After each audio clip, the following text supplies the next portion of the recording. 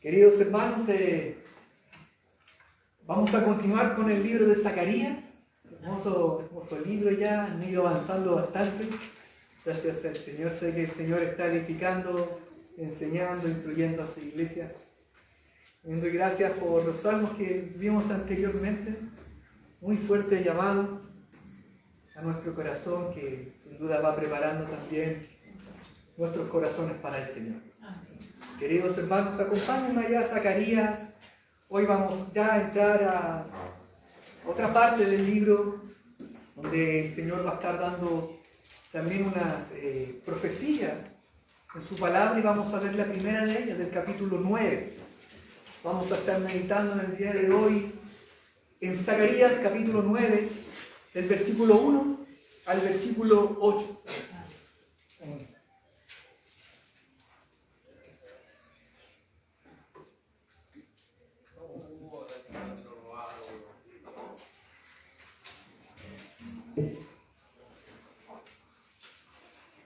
¿Lo han encontrado? Amén. ¿Sí? Gloria al nombre del Señor. Versículo 1. Profecía de la palabra del Señor contra la tierra de Adrac y Damasco, su lugar de reposo, porque hacia el Señor están puestos los ojos de los hombres y de todas las tribus de Israel. Y también Amad, que linda con ella, y Tiro y Sidón, aunque sean muy sabios. Tiro se ha edificado una fortaleza y ha amontonado plata como polvo y oro como barro de las calles. He aquí, el Señor la despojará, arrojará al mar sus riquezas y ella será consumida por el fuego. Ascalón lo verá y temerá, también Gaza, y se retorcerá con gran dolor, lo mismo que Egrón, pues su esperanza ha sido confundida. Además, perecerá el rey de Gaza, y Ascalón no será abatida.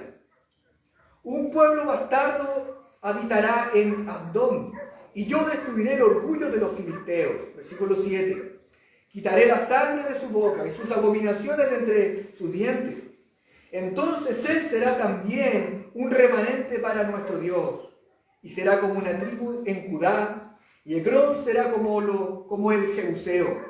Versículo 8. Y yo acamparé junto a mi casa como un guardián, para que nadie vaya ni venga, y no pasará más sobre ellos el opresor, porque ahora he visto con mis ojos. Permítanme una palabra de oración, amados hermanos. Padre Celestial, damos tantas gracias por tu palabra, Señor. Gracias por tu revelación por escrita. Gracias porque usted tuvo a bien inspirar su palabra para que santos hombres tuyos, Señor, la escribieran y plasmaran en ella exactamente lo que usted ha querido dejarnos para el día de hoy, también para nosotros. Gracias porque durante tanto tiempo usted ha preservado su palabra y hoy la tenemos con toda la fidelidad de la cual un día se escribió para nuestra edificación y crecimiento. Señor, te alabamos y engrandecemos tu nombre, porque tu palabra es poderosa, porque tú sigues bendiciendo nuestras vidas a través de ella. Tu palabra es viva y eficaz, Señor, que penetra hasta lo más profundo, Señor, y lleva consigo su fruto, Señor, por la cual también usted, en su bondad, soberanía y cuidado a nuestras vidas, espera que demos. Señor, por favor, Dios mío, ayuda que nuestros corazones estén bien dispuestos, Señor.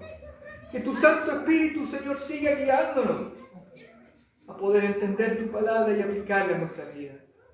Gracias, oh Señor, te damos por este fragmento que hemos leído, Señor. Señor, ayúdame, oh Señor, para poder explicarlo, para poder exhortarlo, Señor, a tu amada iglesia y ser bendecidos y ser transformados también por medio de ella.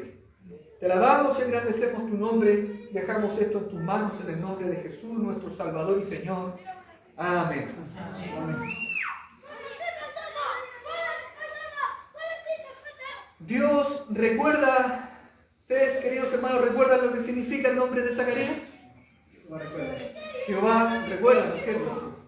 El Señor recuerda, el Señor no olvida, el Señor recuerda. No se ha olvidado de su pueblo. Sé que han visto esto las semanas anteriores. Dios, a través de este libro, queridos hermanos, les recuerda que Dios sigue siendo fiel a su pacto, que Dios restaurará a su pueblo, pero que este pueblo debe sí volverse a Él, y el que continuamente le está llamando también a que ellos se vuelvan una y otra vez delante de Él.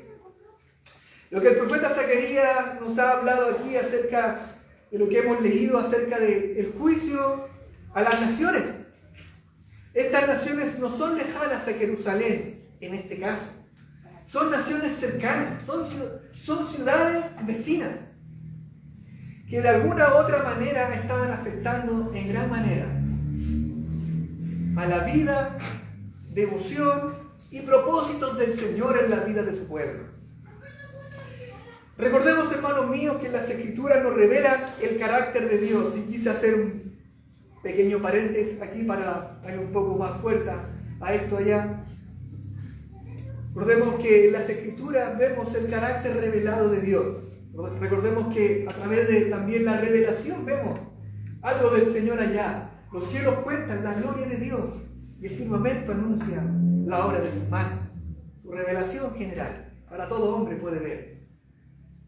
De modo que ellos no tienen excusa, pues Dios se ha revelado también a través de ellos, a través de la creación. Pero a través de su palabra escrita, a través de su revelación especial, el Señor ha revelado su carácter, su voluntad, sus propósitos, que Él también ha tenido con nosotros. Y ha revelado también sus virtudes.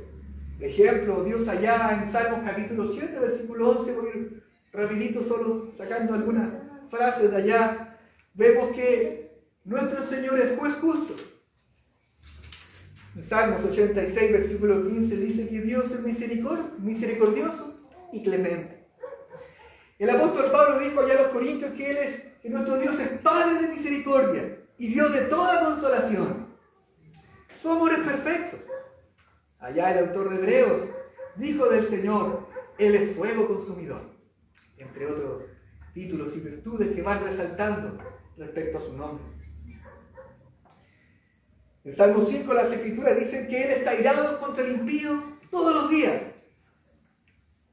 Y también vemos el carácter de Dios, que Él apeló allá, por ejemplo, allá el profeta Isaías, Él apeló a la santidad de Dios en visión, Él ve la santidad del Señor.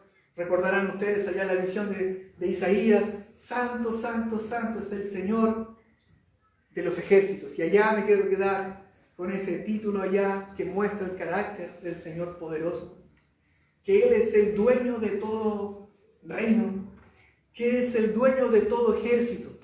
La última frase de la que había citado allá de Isaías, Él es el Señor de los ejércitos.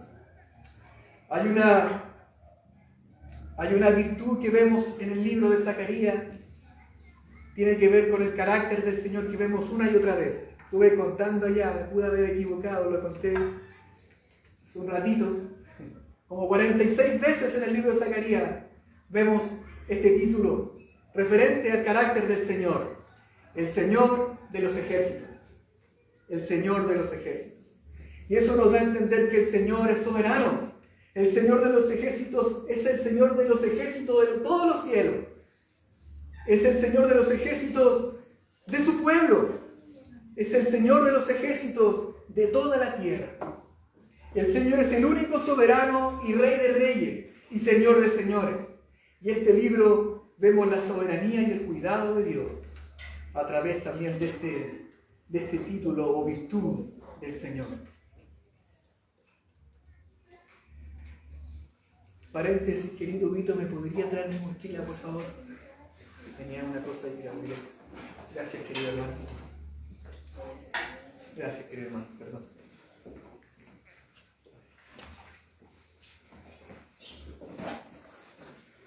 Porque pasan cosas en vivo.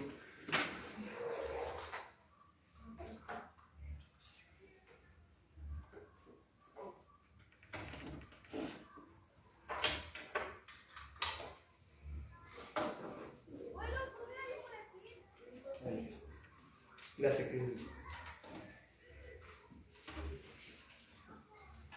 Recordemos que, hermanos míos, que el pueblo de Dios ha vuelto del exilio, ¿no es cierto? Hemos visto ya, así que, bueno, Daniel estaba también hablando acerca de esto. Luego de 70 años, ellos vuelven a reconstruir el templo por mandato del Señor. Pero se levantaron sus enemigos que querían detener la obra también. Este desánimo al pueblo lo llevó también que ellos cambiaran sus perspectivas y se enfocaran en otras cosas. Recordemos allá que el pueblo dejó la instrucción del Señor, del énfasis que Él estaba dando, Dios, de que reconstruyeran el templo, y ellos empezaron a dedicarse a sus propias casas, a engrandecer sus casas, a darle todo el énfasis allá, y se habían olvidado de la obra del Señor y de la instrucción del Señor. Entonces Zacarías llama al pueblo al arrepentimiento, a que cambien su actitud y que se vuelvan al Señor. No hay restauración sino antes haber arrepentimiento. Dios quiere restaurar a su pueblo, pero debe haber arrepentimiento. Ellos eran pobres, queridos hermanos. El pueblo de Dios en aquel entonces era muy pobre. Era un pueblo muy débil, muy frágil. Eran insignificantes en comparación a todos los poderes y riquezas de las naciones vecinas. Las naciones vecinas tenían enormes palacios, enormes fortalezas y grandes ejércitos. Las naciones se burlaban de ellos. Ellos económicamente y políticamente eran una vergüenza. Vagaban en la pobreza. Y las naciones se aprovechaban de esto también. Durante el tiempo de Zacarías está profetizando de esta realidad también.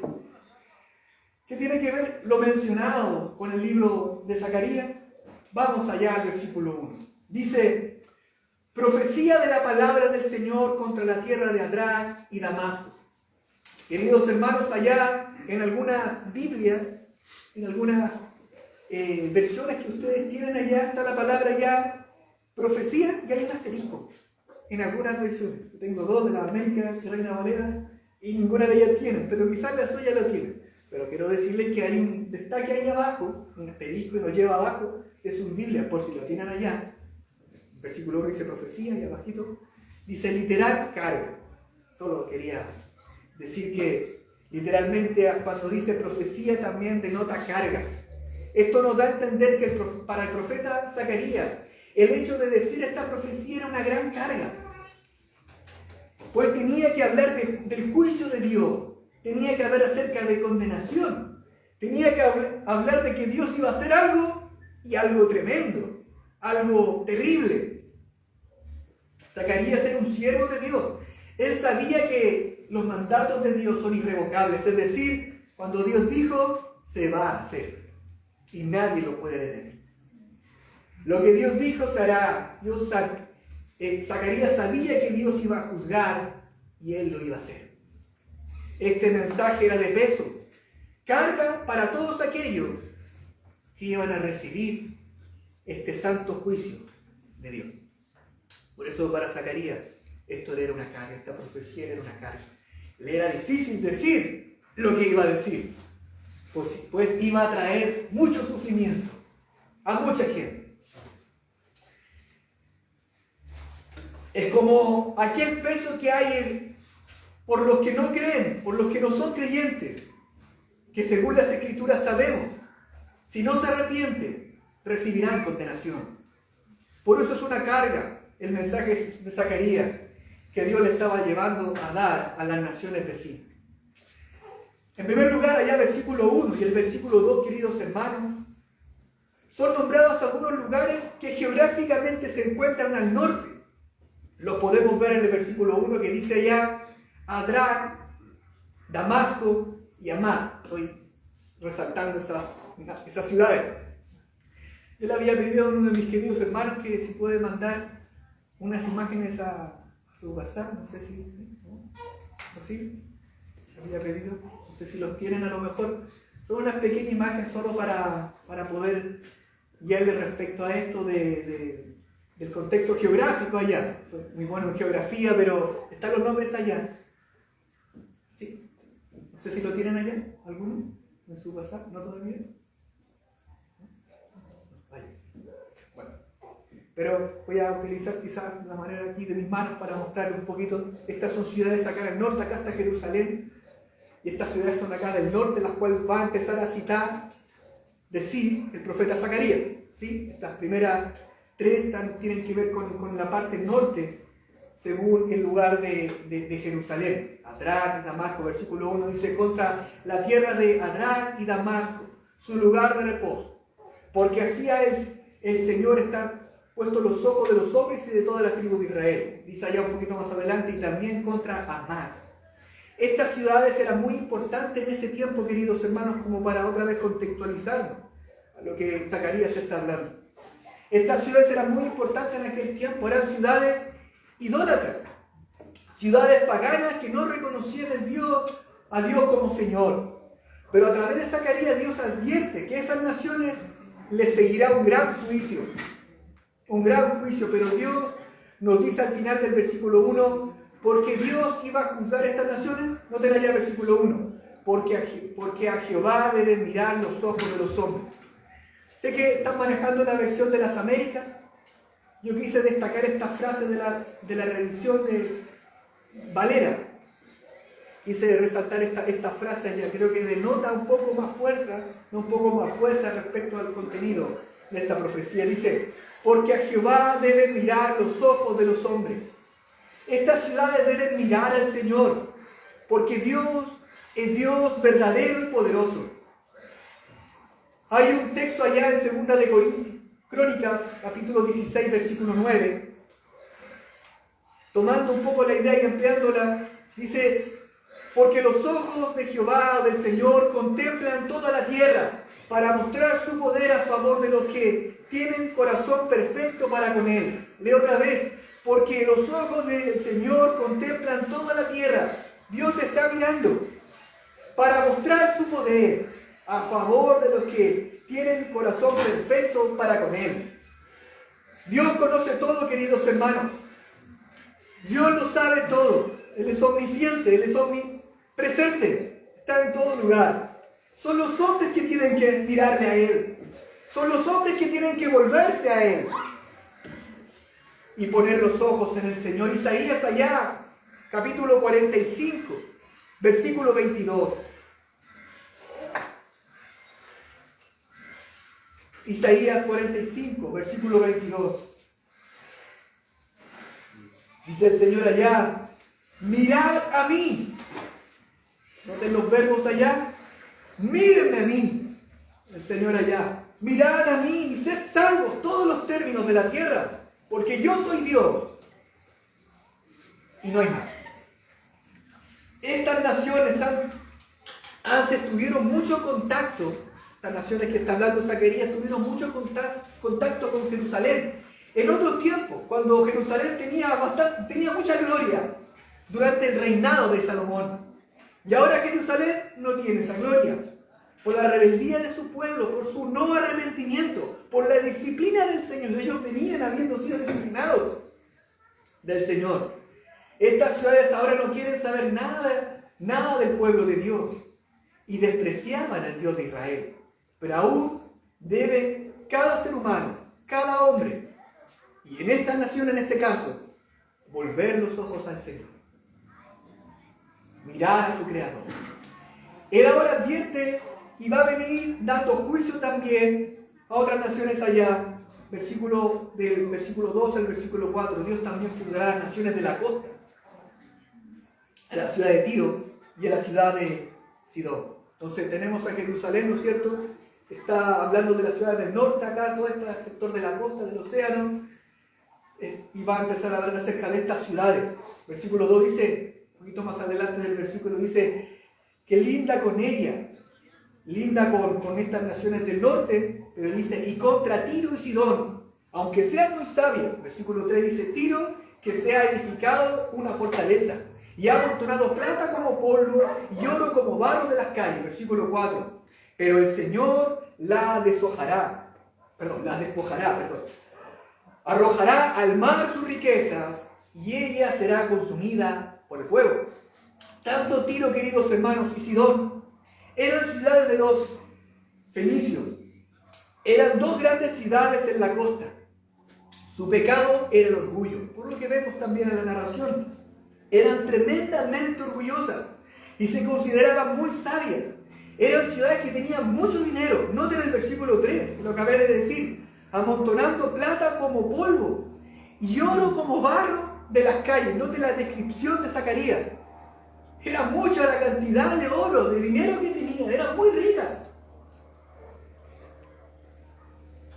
Por la tremenda riqueza inmaterial que tenían, pero advierte que Dios las iba a empobrecer. Dice allá, pero el Señor las despojará de todo eso.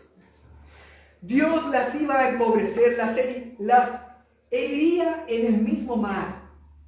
Hay que saber también, queridos hermanos, que estas ciudades eran tan prósperas por el propio mar que les daba eso. Eran ciudades también que hacían comercio con lo que podían sacar del mar.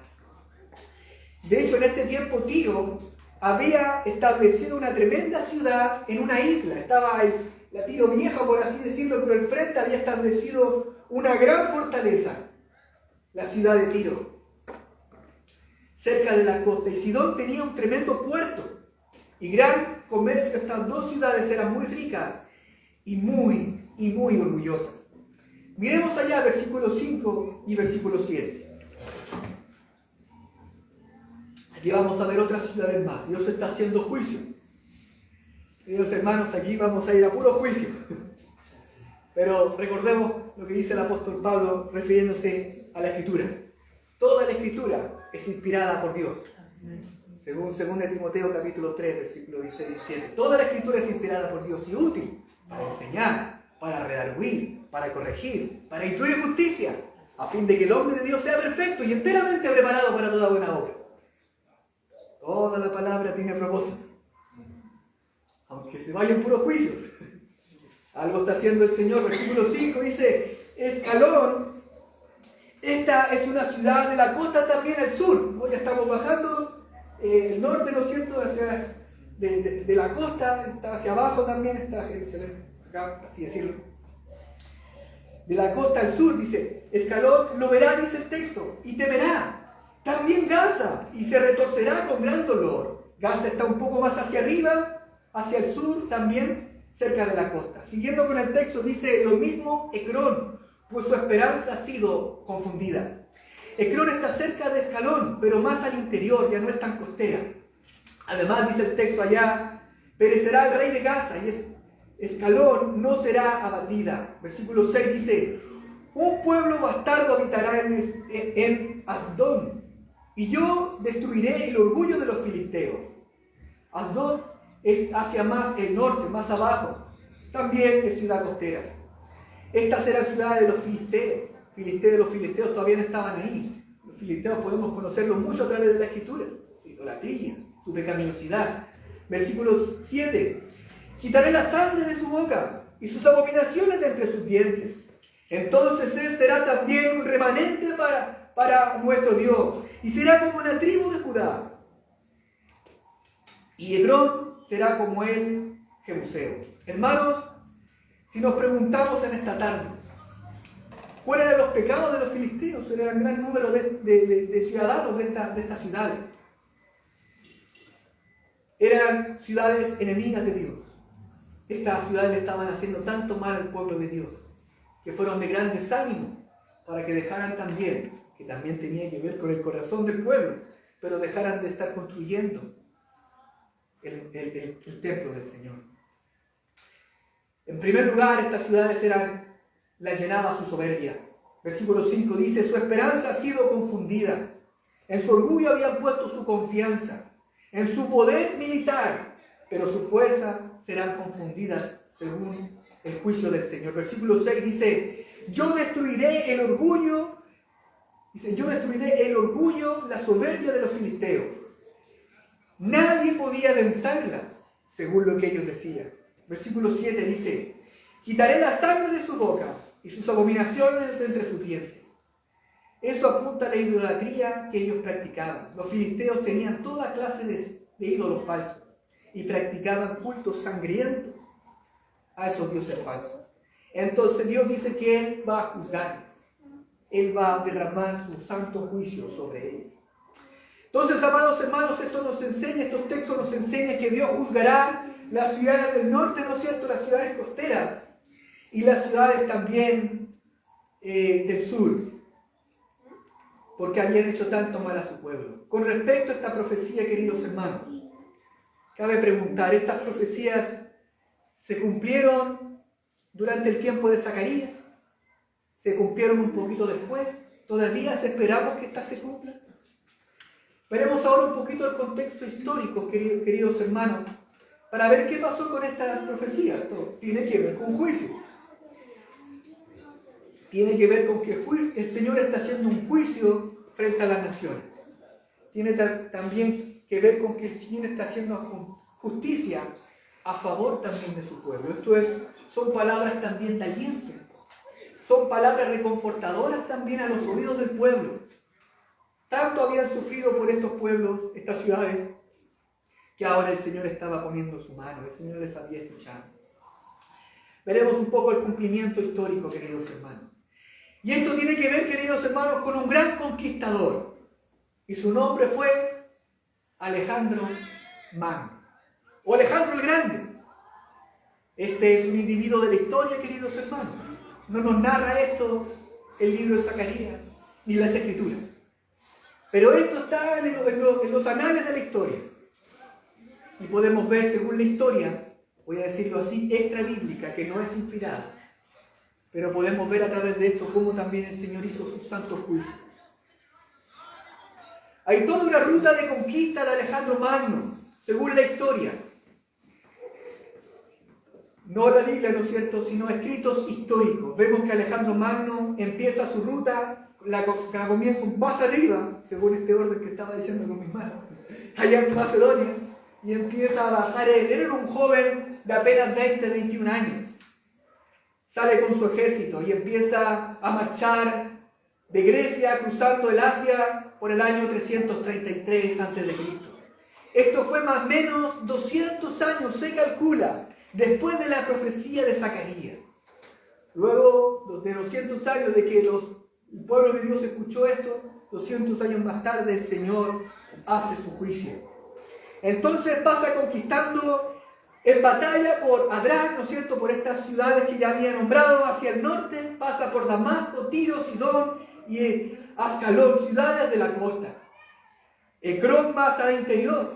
Alejandro Magno pasó por todas estas rutas y fue conquistando y saqueando ciudades mencionadas por el profeta Zacarías en el capítulo 9. Así que Zacarías 9 es una profecía de las conquistas de Alejandro Magno en el siglo IV. Alejandro Magno, queridos hermanos, y voy a hablar un poquito más de él para contextualizar un poco.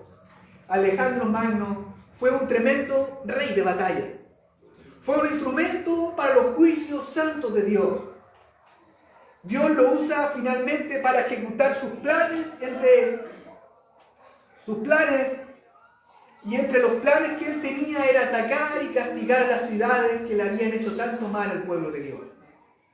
Uno tiene que leer la historia para comprobar tal cual fue, como atestiguan los historiadores de lo que Zacarías estaba diciendo. Y tal cual se fueron cumpliendo en juicio el obrar también y las batallas que él dio.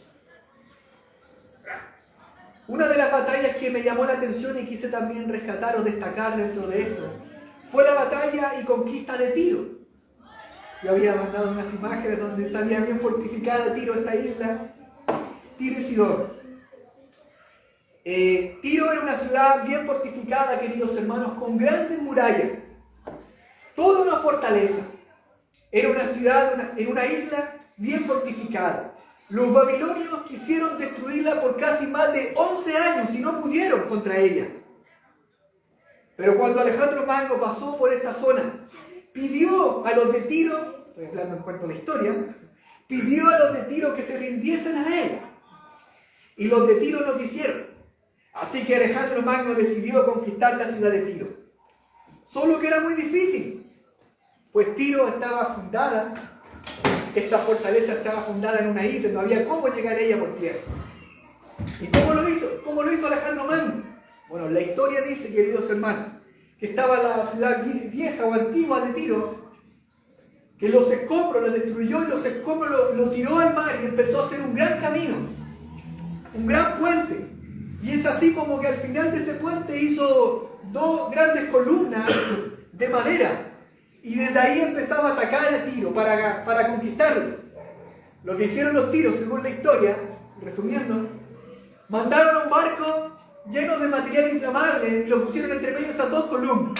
Luego tiraron flechas con fuego y derrumbaron esas columnas. Pero a pesar de eso, de los intentos de Tiro, por mucha fuerza que tenía, por mucho armamento que tenía, Tiro fue destruida. La batalla duró más o menos 7 meses y finalmente Alejandro Magno logró conquistar la ciudad de Tiro y la destruyó por completo, tal como dice y profetizó Zacarías capítulo 9. Versículo 3 dice: Tiro se ha edificado una fortaleza, eso es lo que decía nuestro Señor a través del profeta Zacarías, y ha amontonado plata como polvo y oro como barro de las calles, pero el Señor, dice allá, la despojará. ¿Qué dice allá? Versículo 4. ¿Quién la destruyó? El Señor, ¿no es cierto? No dice Alejandro Magno. Dice el Señor. Entonces arrojó al mar la riqueza y fueron consumidas por el fuego. Tal como Zacarías profetizó, queridos hermanos, 200 años antes. Dice que fue el Señor, pero Dios utilizó a este hombre como en una oportunidad utilizó a Ciro para sus fines. Ciro no fue tan cristiano, pero Dios lo utilizó en sus manos. Así también utilizó a este hombre como instrumento en las manos del Señor para hacer su juicio. Tal como Zacarías profetizó, como les mencioné 200 años después, Alejandro Magno destruyó la ciudad de Tiro. A partir de esa fecha, Tiro quedó en ruina. Los escombros, los restos arqueológicos todavía dan cuenta y dan luz de este hecho. La ciudad de Tiro, como las otras fueron destruidas, rehusaron a mirar al Señor. Se llenaron de orgullo y de materialismo, de su confianza en su armamento y en su ejército. Pero Dios las destruyó igual. Después de las de Tiro vemos que Alejandro Magno siguió destruyendo ciudades. Versículo 5. Escalón lo verá. ¿Qué verá él? ¿Qué será lo que va a ver él? Él vio lo que pasó con Tiro, Escalón, esta otra ciudad, vio lo que pasó con Sidón. ¿Y qué fue lo que pasó? Y temerá. También Gaza, y se retorcerá con gran dolor. Quedaron aterrorizadas. Quedaron sin aliento conforme a toda esa destrucción. Además, perecerá el rey de Gaza y Escalón no será abatida. ¿Saben lo que los filisteos hicieron? Los filisteos, frente a gran destrucción, solamente se rindieron. Ahora veamos, queridos hermanos, algo muy interesante en el versículo 8. Pero yo, dice allá el Señor, por medio del profeta, pero yo acamparé junto a mi casa como un guardián para que nadie vaya ni venga. Y no pasará más sobre ellos opresor, porque ahora vigilo con mis ojos. ¿De quién está hablando, queridos hermanos? ¿De quién está hablando Zacarías? Del Señor, ¿verdad? Está hablando como en primera persona. El Señor ahora está hablando por medio del profeta. ¿De cuál casa? De aquel templo que se estaba construyendo, que a duras penas lo estaban construyendo. Jerusalén, el templo, ¿no es cierto?, que estaban construyendo a través del llamado de Zacarías. Alejandro Magno, queridos hermanos, había atacado todas esas ciudades. Él le quedaba a camino también Jerusalén. Él venía con toda esa brutalidad, con todo su ejército, un montón de aliados destruyendo todo. ¿Qué pasó, queridos hermanos, cuando se acerca a Jerusalén? ¿Qué pasó, queridos hermanos, cuando se acerca a Jerusalén? Dios había prometido, queridos hermanos, porque ahora la vigilo con mis ojos. Una profecía que se iba a llevar a cabo cuando estos juicios iban a partir. cuando iban a empezar a darse esos juicios, es que el Señor también iba a estar con ellos. No es que no lo estuviese, pero cumpliéndose esa profecía también el Señor iba a estar obrando en pos de ellos, siendo su guardián, porque ahora sus ojos iban a estar con ellos. Entonces, queridos hermanos, ahora veremos cuando Alejandro Magno pasó cerca de Jerusalén, con todas sus tropas militares. Y ahora, otra vez voy a ir un poco más a la historia. ¿Qué pasó allá? Bueno, hay un escritor que se llamó Flavio Josefo, es un historiador, queridos hermanos. Fue un historiador judío que narró la experiencia de Jerusalén cuando Alejandro Magno pasa por esa ciudad, llega a esa ciudad. Eso está en un libro de antigüedades judaicas, página 304. Voy a citar lo que dice ese libro, queridos hermanos. Esto lo quiero citar, queridos hermanos, porque da más fuerza, no da más entendimiento de cómo esto se llevó a cabo, sino nos quedaríamos solamente con los juicios que ocurrió allá. Cito allá. En aquellas circunstancias los fenicios y los caldeos que seguían a Alejandro pensaban, como era de esperar de la cólera del rey, Alejandro Magno, que éste le permitiría no solo saquear la ciudad de Jerusalén, sino también matar ignominiosamente al sumo sacerdote. Pero ocurrió lo contrario. Aquí hago un paréntesis. Alejandro Magno, cuando estaba sitiando a Ciro, Alejandro Magno envió mensajeros pidiendo apoyo a las ciudades vecinas, para que fueran con él también a combatir Ciro. Y entre ellos fue a pedir apoyo a Jerusalén. Y el sumo sacerdote se negó, no quiso prestar ayuda a Alejandro Magno. Así que cuando Alejandro Magno, después de conquistar Tiro, se acerca a Jerusalén, los soldados que estaban con él esperaban que Alejandro Magno les iba a permitir saquear Jerusalén y matar al sacerdote. Era lógico. ¿No les ayudó? Tiene que ser saqueada, tiene que ser destruida y muerto el sacerdote. Pero la narración dice que pasó todo lo contrario. En efecto, sigo citando allá, Alejandro, al ver todavía desde lejos la multitud con vestimentas blancas, a los sacerdotes que les precedían con ropas de lino y el sumo sacerdote con atavio azul y jacinto, y salpicado de oro llevando sobre su cabeza la mitra, y sobre ella la placa de oro que estaba grabado el nombre de Dios, tras acercarse a él, Alejandro Magno, solo se postró ante el nombre. Solo se postró ante el nombre y fue el primero a saludar cordialmente al sumo sacerdote. Y mientras todos los judíos en masa daban la bienvenida a Alejandro y un solo grito y lo rodeaban, los reyes de Siria y los demás quedaron impresionados de que actuara así, tanto que se figuraban que el rey había perdido el juicio. Pero Parmenión fue el único que se acercó a él. Parmenión era un de su segunda mano, era un comandante cercano a Alejandro Magno. Parmenión fue el único que se acercó a él y preguntándole a qué se debía que, mientras todo el mundo se postraba a él por su poderío, por su fortaleza, por sus conquistas, todo el mundo se postraba a él, Alejandro Magno, ¿no es cierto? Él, en cambio, se postra ante el sumo sacerdote de los judíos. Él dijo, perdió el juicio. ¡Está loco! Algo pasó en el camino. Había conquistado todo. Tenía que solo matar al sumo sacerdote y saquear la ciudad. Pero algo pasó. Se postró ante el sumo sacerdote. ¿Cómo explicamos esto? La historia nos sigue diciendo. Y acá pongan atención, esto es historia, queridos hermanos, no es palabra inspirada. Muchos han hecho de esto. Pero noten lo que dijo. A lo que él le contestó, a su mano derecha, le contestó esto. Dijo lo siguiente. No es este ante quien me postro. No me estoy postrando ante el sacerdote, o el sumo sacerdote, sino ante Dios, quien ha honrado a él con la dignidad de sumo sacerdote. Tremendo, queridos hermanos. Tremenda cosa hace el Señor.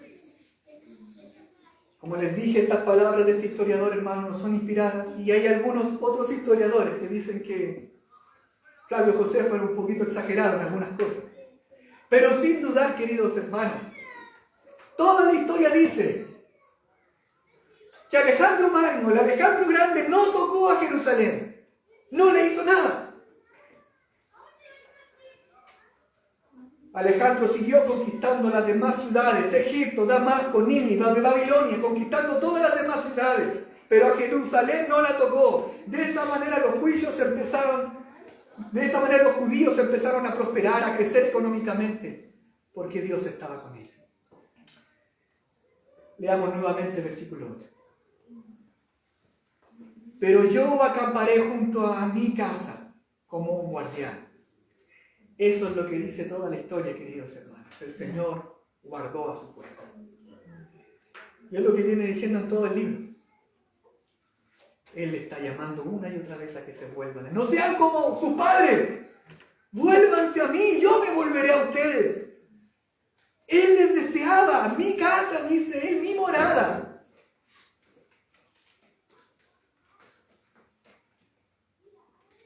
Este instrumento de juicio de Dios a las naciones no tocó a Jerusalén, porque Dios lo estaba mirando con sus ojos. Bien, queridos hermanos, ¿qué hay para nosotros? Los versículos se me acabaron. El versículo 9 es tremendo. No se pierdan el próximo domingo. Vengan acá. Pero como es positivo, no lo puedo tocar. Aguanto ensayar. Pero ¿qué hay para nosotros, amados hermanos? ¿Qué? Tantas guerras, ¿no? ¿Qué hay para nosotros? Tantas guerras allá, tanto juicio. ¿Qué hay para nosotros, hermanos? Hay mucho para nosotros. Que el Señor obre a través de su Santo Espíritu. Pastores de la facultad donde había estudiado me dejaban ahí nomás. Que su Santo Espíritu, permiso, y oraba. Queridos hermanos, esto nos enseña en que habrá juicio. Por tanto, tengamos una carga también como lo tuvo. Son cositas que estoy sacando de lo que hemos leído. Tengamos también esa carga que tuvo también Zacarías. No era un mensaje suave. Era un tremendo mensaje de juicio. Naciones completas. Todo lo que había en ella, hombres, mujeres, niños, animales, todos iban a morir. Zacarías sabe que si no había arrepentimiento en ella, le esperaba el juicio. No solamente aquel juicio físico aquí en la tierra, sino un juicio eterno. Queridos hermanos, hay en nosotros esa carga que hubo también en el corazón de Zacarías. Hermanos, ¿de qué hemos sido salvos? ¿De qué hemos sido salvos, queridos hermanos? De un tremendo juicio, de una tremenda ira, digna de caer sobre nosotros. No había excusa ninguno de nosotros para decir, en algo puedo aferrarme para decir, no, quizás pase por mí, pero no vale. ¿De qué nos ha salvado el Señor? Sin Cristo, queridos hermanos, ¿a dónde iríamos? Solo trato de meterme en la mente de Zacarías al mirar todas esas naciones en un futuro destruido. Sin Cristo, en 150 años más, ¿dónde vamos a estar? ¿Qué hizo el Señor por nosotros, queridos hermanos? ¿Qué el Señor ha hecho por ti? ¿Dónde va a estar tu familia, queridos hermanos? En 150 años más. Por ponerlo así. Hacerlos pensar en la eternidad. Tu madre que aún no conoce al Señor, que no la conoce. Tu padre, quizás aún no conoce a Cristo. Tus hermanos, tus vecinos, tus compañeros de trabajo. Querido, ¿conoces a Cristo? Este es un peso, queridos hermanos, que el Señor también considero que debiera estar también en nosotros. Versículo 7 dice: quitaré la sangre de su boca, hablando de los filisteos, quitaré la sangre de su boca y de sus abominaciones y las abominaciones de entre sus dientes. Pero noten lo que dice acá: y quedará también un remanente para nuestro Dios. Qué tremendo, queridos hermanos. Habían otras ciudades que también eran conocidas por su idolatría, pero los filisteos, Señor, saca de otra parte, pero los filisteos, cuánta idolatría, cuánta oscuridad, cuánta tiniebla, queridos hermanos, cuántas prácticas tan abominables y asquerosas, inmundas, ellos practicaban. Y del Señor dice de él: tengo un remanente. Yo tengo un remanente, queridos hermanos. Dios sigue salvando. Por eso les preguntaba: ¿de quién nos ha salvado el Señor? Por eso también les preguntaba, queridos hermanos, ¿dónde vamos a estar? La obra del Señor no se ha acabado. Dios sigue obrando para salvación. Dios deseaba usar a su pueblo para que otras naciones vinieran a Él, para que vieran y miraran a Él. Todo hombre le verá, dice el texto allá, el primer versículo. Todo hombre le verá. Para la idea ya que se postren delante de Él y le contemplen. Le buscarán el arrepentimiento y fe por la esperanza de aquel que vendría, de aquel renuevo que también va a hablar este libro. Su esperanza futura, de aquel que los profetas anhelaban saber más e indagaban, como dice allá el apóstol Pedro, capítulo 1, versículos 10 al 11. Los profetas, pensemos en Zacarías, los profetas que profetizaron de aquella gracia destinada para vosotros, para nosotros, inquirieron y diligentemente indagaron acerca de esta salvación, escudriñando qué persona y qué tiempo indicaba el Espíritu de Cristo que estaba en ellos, el cual anunciaba de antemano los sufrimientos de Cristo y las glorias que vendrían tras ellos. Esa esperanza futura, queridos hermanos, no con toda esa información y bagaje escritural que por la gracia del Señor nosotros gozamos en tener, pero aquella esperanza les movía, queridos hermanos, a mover sus lenguas, a hablar de estas cosas, a estar preocupados de otros pueblos también. De toda lengua, de toda tribu, de toda nación, que busquen al Señor, que se vuelvan de sus malos caminos y reconozcan a Dios como Señor y Salvador. Isaías 45, versículo 22, lo vuelvo a citar. Mirad a mí y sed salvos todos los términos de la tierra, porque yo soy Dios y no hay más. Todos debemos mirar a aquel, a nuestro Señor Jesucristo, que toda la Escritura revela y habla de Él. Porque fueron de Él, porque fuera de Él no hay salvación, como cita también el apóstol Pablo allá en Romanos capítulo 9, citando a Oseas, Romanos capítulo 9, versículos 24 al 26. Dice allá: llamé pueblo mío al que no era mi pueblo, llamé pueblo mío al que no era mi pueblo, y a la no amada, amada. Y en el lugar donde se le dijo: vosotros sois pueblo mío, allí será llamada hijo del Dios viviente. Como dijo también Zacarías en el capítulo 8, versículos 20, 23. El Señor, queridos hermanos, está moviendo a sus santos profetas, a sus instrumentos que el Señor está usando para llamar a pueblos de todas las naciones que vengan a Él, que se vuelvan a Él.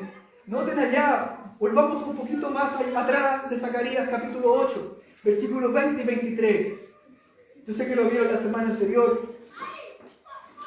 Dice: así dice el Señor de los ejércitos, y será que aún vendrán pueblos y habitantes de muchas ciudades, y los habitantes de una irán a otra diciendo: vamos, no te dice allá, vamos, sin demoras, y a implorar el favor del Señor y a buscar al Señor de los ejércitos.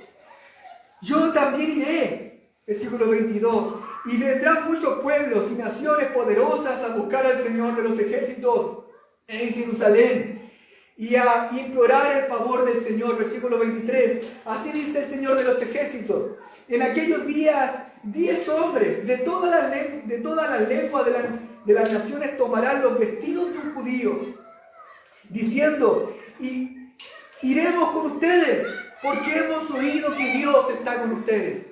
¿Notan la imagen allá? Lo ilustrativo que es Zacarías.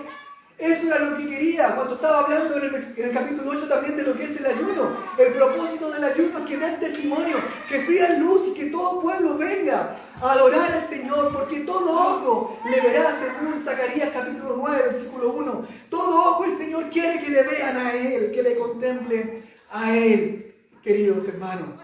Esto no mueve tu corazón, querida iglesia. Esto nos llama a tu corazón a mirarle a Él, a volverte a Él. A veces de nuestros duros caminos. Hermanos, Dios desea que su pueblo y su iglesia en todo lugar venga al Señor. Venga salvación, hermanos míos. Por eso también, querido, tú que estás sentado acá, que quizás vienes tiempo, pero tú entiendes que aún estás ajeno de todas estas cosas, que aún no conoces al Señor, que aún cargas todavía con tus pecados. Este es el llamado. Vamos a Él sin demora. Vengan a Él. Apresúrense. No esperen más tiempo. Si están lejos de la casa del Señor, aún están en ella. Este es el llamado. Si estás siendo engañado por el crudo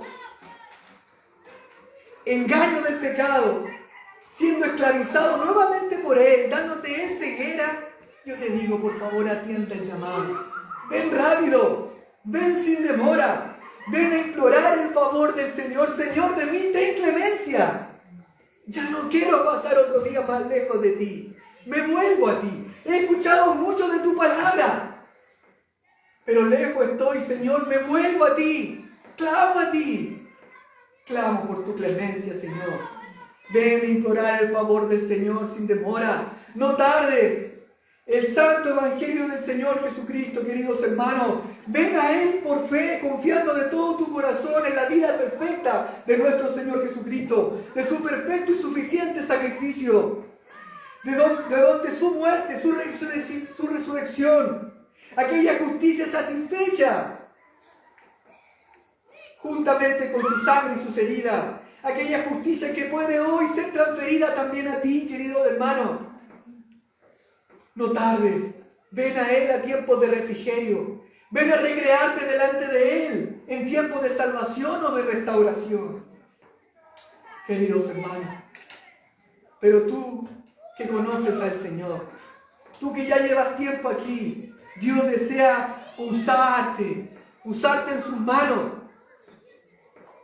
para sus propósitos, para que su nombre sea conocido a través de tu servicio. Queridos hermanos, vuelvo a preguntarte, ¿esto es un peso para ti? ¿Esto es una carga? Sabiendo que hay muchas naciones a nuestro alrededor. Ni siquiera quiero ir más allá. Hay vecinos cerca nuestro. Hay vecinos cerca nuestro, querido.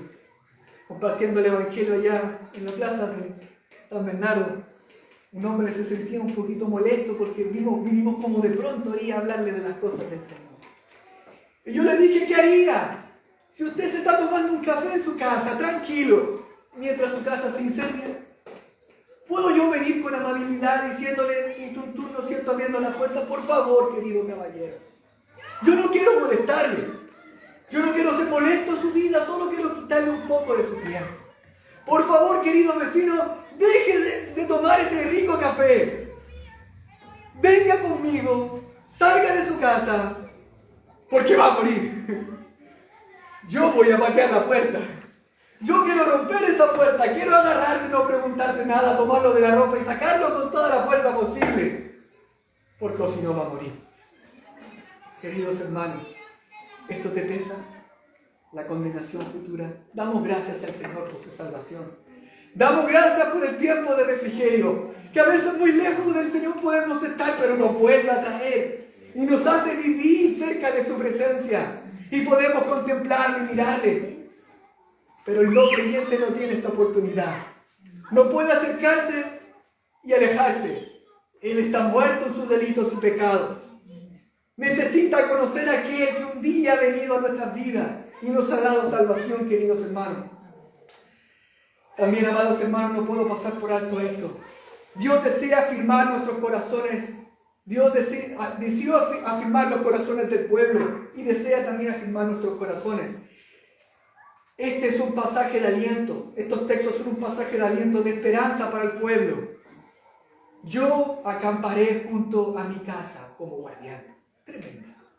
Después de tanto juicio, que este versículo esté ahí, que este texto y esta frase diga esto, ¡qué consuelo! Probablemente el pueblo está diciendo, y nosotros aquí ven, aquí va a decir Jerusalén será abatida. Pero se encuentran con esto, que no fue así. Yo acamparé junto a mi casa como guardián. Dios se revela como protector de su pueblo. ¿Se acuerdan, queridos hermanos, de aquella columna de nube allá en el Antiguo Testamento, allá con el pueblo de Israel en el desierto? ¿Se acuerdan de esa columna de fuego? Protección, guía, consuelo. Su presencia estaba con ellos, la presencia de Dios. Era su presencia en medio de su pueblo, le guiaba, le protegía, le transmitía tranquilidad, le transmitía seguridad, fortalecía su fe. Y por otra parte, los pueblos temían al mirar eso. Salmo 34, versículos 7 al 8. Dice allá, el ángel del Señor acampa alrededor de los que le temen. Acampa alrededor de los que le temen y los rescata. Valera dice, los defiende. Versículo 8. Prueben y vean que el Señor es bueno. Cuán bienaventurado es el hombre que en Él se refugia.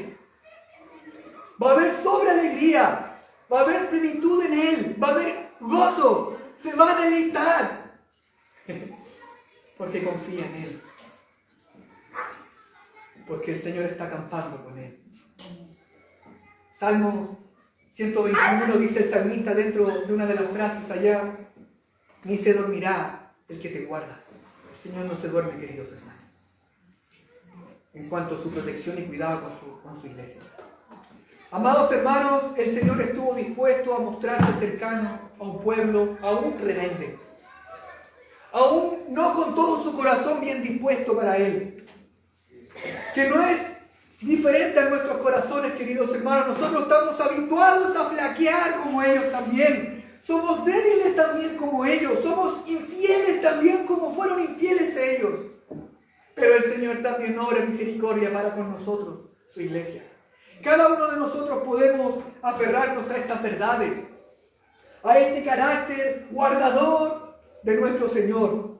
Pues para eso el Evangelio ha llegado también a nuestras vidas, para salvarnos, para hacernos volver a nuestro Creador y servirle, pero también para disfrutar de Él y deleitarnos. Por tanto, hermanos y hermanas, confía en el Señor. Este es un llamado, estos textos acá están puestos para que tú y yo confiemos en el Señor. Él es soberano, es aquel Señor que tiene dominio sobre todas las cosas y dificultades de tu vida y de mi vida, del pueblo de Dios en general y en particular. Que Él tiene el control soberano, hermano. Dios nunca se cansa de defendernos. Dios nunca se cansa de cuidar a su iglesia. Confía, solo confía en Él, queridos hermanos. Cuando venga aquella aflicción, cuando esa aflicción toca tu puerta, queridos hermanos, ve primero al Señor. No te refugies en nadie más que Él. No recurras a algo que a lo mejor te sirvió allá en el pasado. Recurre solo y únicamente al Señor. Que Él sea tu socorro. Cuando Flavio Josefo, cuando el pueblo supo que Alejandro Magno venía, se dice también la historia. No lo dice la Escritura, la historia. Que el pueblo temió, el pueblo de Jerusalén temió. El sacerdote estaba aterrorizado. Y ellos tenían ya suficientes también esperanzas a través de todo lo que Dios hizo pasar al pueblo de Dios en el desierto, como para que echaran manos de ellos y confiaran confiaron en el Señor, ¿cuánto más nosotros? Tenemos toda la Escritura lista y preparada para nuestras vidas, queridos hermanos. Pero yo acamparé junto a mi casa como un guardián. La palabra, queridos hermanos, acamparé, viene de la idea de campamento. Se agrega una par de palabras. Campamento. Deuteronomio, para ver la idea ya, Deuteronomio 23, versículo 14. Dice el Señor allá. Deuteronomio 23, versículo 14. Y ya con esto quiero ir terminando. Dice, capítulo 23, versículo 14, porque el Señor tu Dios anda en medio de tu campamento. Noten los verbos allá. Dios anda en medio de tu campamento para librarte y para derrotar a tus enemigos de delante de ti. Por tanto, tu campamento debe ser santo. Y Él no debe de ver nada indecente en medio de ti, no sea que se aparte de ti. Recordemos a los antiguos allá. El Señor acampaba, estaba con ellos, les guardaba, podían dormir tranquilos, podían disfrutar de su Dios y deleitarse en Él, aunque se quejaban bastante. Pero podían hacerlo, tenían todo el refugio en Él. Él estaba acampando con ellos, se movía en ellos, les guardaba a ellos. Pero dice allá, tu campamento debe ser santo. Todas esas son sombras, son ilustraciones de nuestra vida en Cristo ahora. Nosotros somos débiles, se siente. Habituados a hacer lo malo. Aún necesita ser fortalecido ese hombre interior con el poder de la fuerza de Dios en nosotros. Para que Cristo habite corporalmente en nosotros. Es decir, haga su morada y nos guíe, nos controle. Haga su voluntad en nosotros. Necesitamos eso. Necesitamos estar en Cristo, con Cristo, dependiendo de Él. Solos no podemos. Es la gracia del Señor que nos sostiene, amados hermanos. En lo que estaba diciendo, estaba citando allá a Efesios capítulo 3, por allá, cuando el apóstol Pablo dice, doblo mis rodillas ante el Padre de nuestro Señor Jesucristo, que toma nombre toda familia de la tierra, para que con el poder de su fuerza fortalezca ese hombre interior, para que de esa manera a Cristo nos llene. Hablaba en el auto con mis queridos hermanos, hay otro texto allá en Gálatas cuando el Señor dice, no os embriaguéis con vino, en lo cual hay desilusión. Desolución, es como descontrol. Eso es lo que hace el alcohol, descontrolar, ¿no es cierto? Queremos caminar bien, no podemos. El alcohol hace eso. Más ser lleno del Espíritu Santo, es decir, ser controlado, el contraste, ser lleno. Que el Señor nos controle, nos lleve. Queridos hermanos, para eso el Señor debe estar acampando y el Señor quiere acampar, el Señor quiere estar en su casa. El Señor, queridos hermanos, nosotros somos casa espiritual. Nosotros somos nación santa, pueblo adquirido por Dios. Escogidos para Él, según Pedro, ¿se acuerdan? Para anunciar las virtudes de aquel. Queridos hermanos, Dios quiere morar en nosotros, pero el pecado debe ser erradicado de nosotros. Debemos caminar lejos. Pues el Señor no puede obrar de la manera que Él quiere obrar en nuestras vidas. ¿Se acuerdan cuando algo de pecado estaba en el pueblo? ¿Qué era lo que hacían? Era terrible. Lo tomaban, lo sacaban afuera y lo peleaban. Cuando alguien estaba practicando el pecado. El Señor allá en apóstol Pablo en Romanos capítulo 6, versículo 12 dice, por tanto, hermanos, no reine pues el pecado en vuestro cuerpo mortal, de modo que lo obedezcáis en su concupiscencia. No reine. Que no venga a hacer un dominio sobre nosotros. ¿Saben por qué, queridos hermanos? Porque el Señor nos quiere usar. Porque inhabilitados estamos para manifestar la gloria de Él. Pero podemos por la sangre de Cristo, queridos hermanos. Un día nos salvó, nos ha limpiado, pero nos sigue limpiando, nos sigue santificando, nos sigue llevando en limpieza y en pureza delante de nuestro Padre Celestial. Porque su justicia fue impuesta en nosotros. Su obra ya está hecha, queridos hermanos. Ve a disfrutar de su presencia. Ve a recrearte en Él. Y ve a manifestar el nombre del Señor. Por medio de estar habitando con nuestro Señor. Cercano a Él. Porque ese es el llamado de Zacarías. Volvamos a Él. Queridos hermanos, yo quiero dar gracias al Señor por estas profecías. Difíciles profecías, pero el Señor administra su iglesia. Que sea su llamado también en sus corazones y en el mío. Oremos al Señor. Oh Padre Celestial, yo quiero darte gracias, Señor.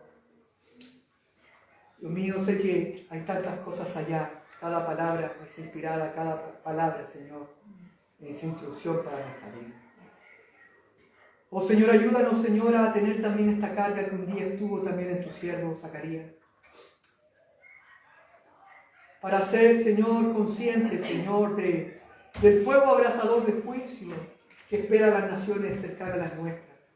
Aquellos que aún no te conocen, Señor, ayúdanos a darle gracias lo que de gracia hemos recibido, Señor, tu salvación. Y no callarnos, Señor, sino manifestar tu grandeza, Señor. También, Señor, a considerar que tú quieres estar con nosotros. Tú deseas que te miremos y que te contemplemos cada día, Señor. No mirándote de lejos, sino de cerca, Señor. Oh, Dios mío, ayúdanos en nuestra debilidad. Sea tu gracia con nosotros fortaleciéndonos, Señor. Sea el ejemplo de Cristo llevándonos en obediencia, Señor. Aquel varón perfecto, justo, santo, limpio. Él es nuestro modelo, Señor. Y por medio de Él podemos vivir para ti. Oh Señor, ayúdanos, Señor, en la dureza de nuestro corazón. Para volvernos en el día de hoy de todo nuestro corazón. Somos habituados a correr de tu presencia. Somos habituados a conformarnos a las cosas que este mundo da, Señor. Y tú quisiste guardar y detener ya esa relación que tu pueblo tenía con todas esas naciones. Y tú las destruiste, Señor, porque tú amas que tu pueblo camine en santidad. Señor, llévanos también por ese camino, por ese santo camino, Señor, que tú has marcado, que tus santos hijos en el pasado marcaron, Señor, que la historia de tus hijos también marcaron para nuestra vida, para nuestro andar de cada día. Que no nos conformemos a este siglo, dice tu palabra, sino que nos transformemos, Señor, conforme a lo que tu palabra dice, para que también nuestro cuerpo, nuestra mente y de todo lo que somos sea un sacrificio agradable, santo, limpio para tu nombre, Señor. Llévanos en obediencia, Señor. Llévanos, Señor, en tu ternura para considerar, Señor, con un corazón humilde tu santo juicio y lo que tú estás haciendo en este mundo. Oh, Señor, para ser útiles en tus manos. Ser instrumentos útiles, Señor, para honra, no para deshonra, Señor, no para vergüenza, sino útiles en tus manos. Que tu obra y tu gracia nos sostenga, Señor. Te damos gracias en el precioso nombre de Cristo Jesús oramos. Amén. Que el Señor les bendiga.